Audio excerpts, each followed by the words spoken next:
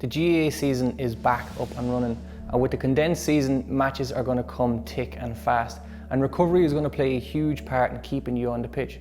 Now, there are many things we can do for recovery, like improving our sleep, our diet, but one of them that we can do is improving our stretching. So here I'm going to give you 3 tips that I use in my Yoga for Athletes course to help you improve your stretching routines. Tip number 1, so we can use our breath to aid in our stretching here. So when you're in your stretch, I want you to visualize the air coming through your nose, breathing through your nose deep down into the area you're stretching here for my glutes. And on your exhale, exhaling through your nose long and slow, I want you to visualize that muscle relaxing. So a long, slow inhale through your nose. And on your exhale, relax. Sink a bit deeper into the stretch. Once we relax our breath, we're going to relax our mind, which will help us relax our body.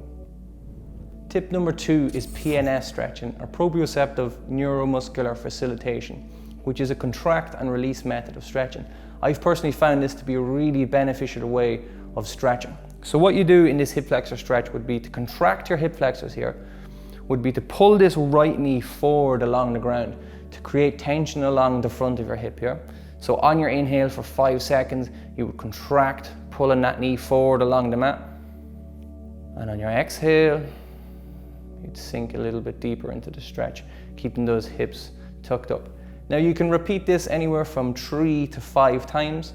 Contract the muscle for 5 seconds, about 50% contraction, and then for about 5 to 10 seconds, then you can relax and move deeper into the stretch.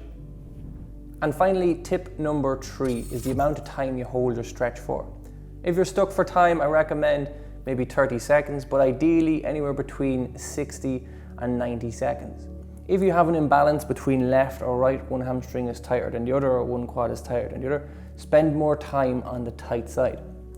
I also recommend doing this type of stretching as a daily stretching routine or an individual recovery session, as opposed to a warm-up prior to a match or training, because static stretching can actually inhibit our performance on the pitch.